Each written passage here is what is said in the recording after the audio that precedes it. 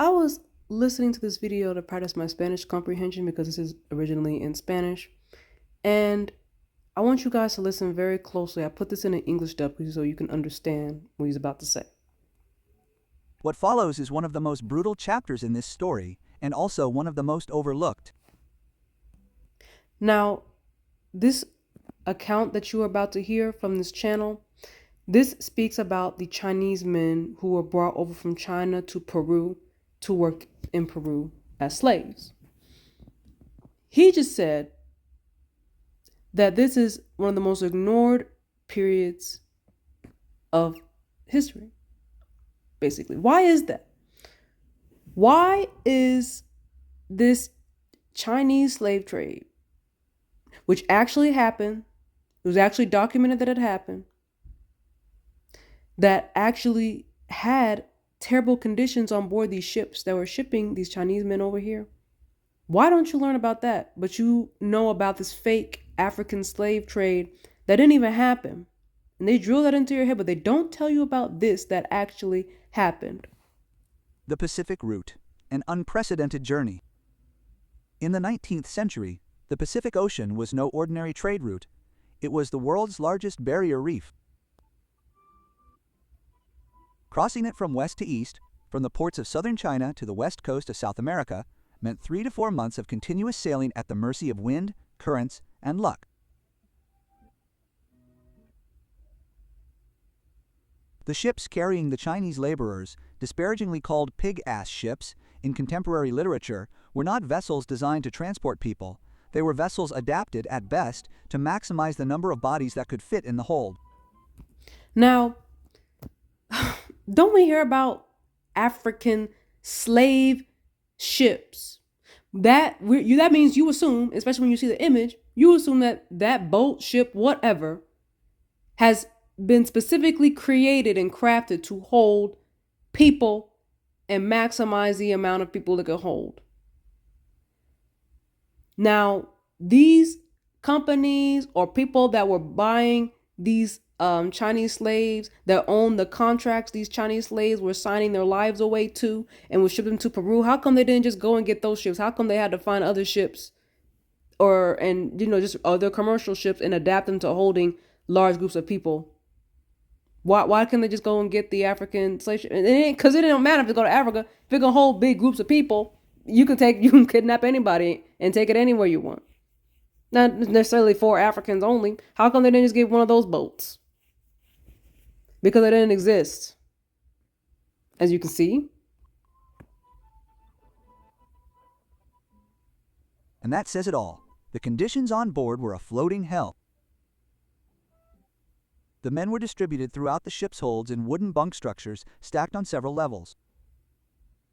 The space allotted to each person was barely sufficient to provide for themselves. There was no possibility of standing upright. Ventilation was minimal or non-existent during periods of bad weather, when the hatches were closed to prevent water from entering. Imagine the heat of the tropical Pacific. Imagine hundreds of bodies in an enclosed space for weeks. Imagine what that meant for hygiene, for health, for human dignity. Now imagine the fact that you don't know about this. Imagine that you've been lied to and that you believe, or that hopefully you used to believe, that you came over here from Africa when you didn't come over here from nowhere. Your family was already here, and if it happened in your family tree, your ancestors were just kidnapped from one part of the America and taken to another part and made to work on a plantation or something. It was everybody else in the world who was stuffed into boats and brought over here, and they had to endure hell on those boats. It was everybody else that did that. It's like this, it's weird. It's like every accusation is a confession. Isn't that how it said? Isn't that weird? It's like everything that, the fake history that we're told about happened to us is actually the literal opposite, and that happened to everybody else. This is crazy. This is crazy. And then this video is going to go on about the diseases that were on the boats that was killing a lot of them. And also, keep in mind, as you can read here, this happened in 1849. The same time when they were starting to erase history and force us to be identified as Negro or Black, they didn't even give you a real identity. They gave you a caste designation. You Black, you Negro. And the Chinese people that were sent over, they weren't, people, they're actually men between like 20 and 25. So they were young men who were looking for work because the Chinese government had collapsed. They couldn't sustain the people. And these people over there, where they were starving, it was war torn, so like, we gotta get out of here. So outside my life would get shipped to Peru. I'll sign myself into indentured servitude, slavery, whatever. These are men. Now, if men only, a group of only men, went to another country where there is women, it doesn't matter if it's not their group of women, if it's other women there, they're gonna have babies by them. Okay? So keep in mind when you see these like, or people make these points of these dark-skinned Native Americans in South America that got the straight hair but then thick lips and thick nose like us.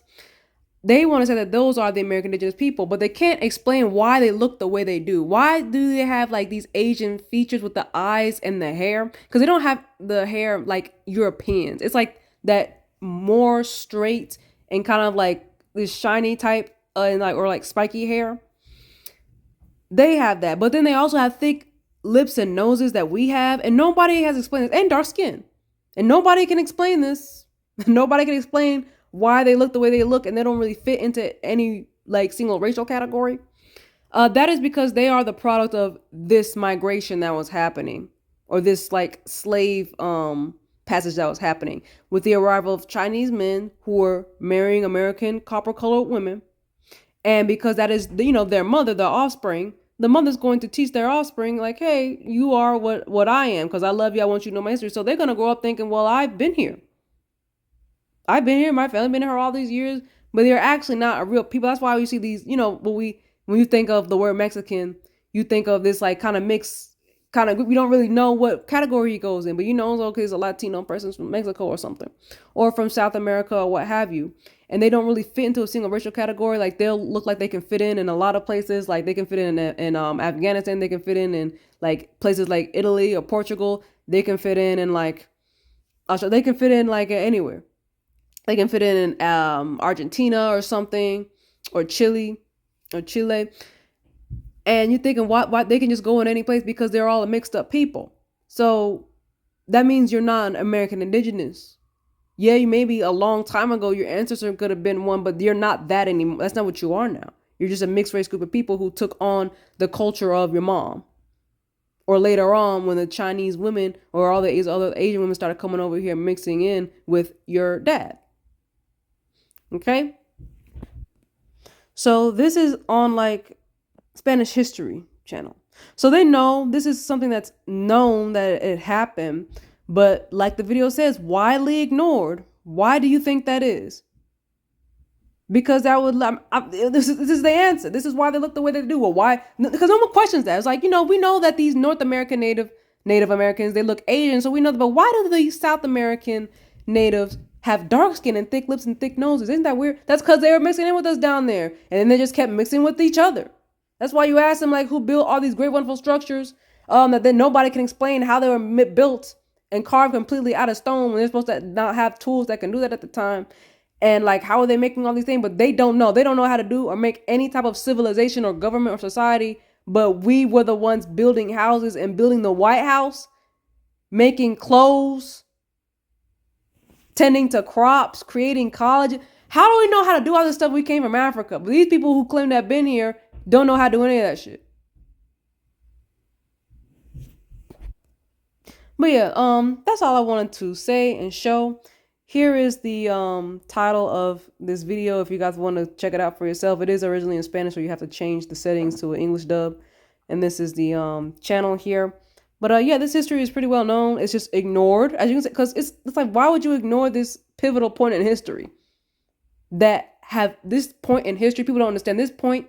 This Chinese slavery that happened actually created the peoples that you see the face of Peru, the face of Mexico. They wouldn't even exist if this hadn't happened, but we don't even know about it.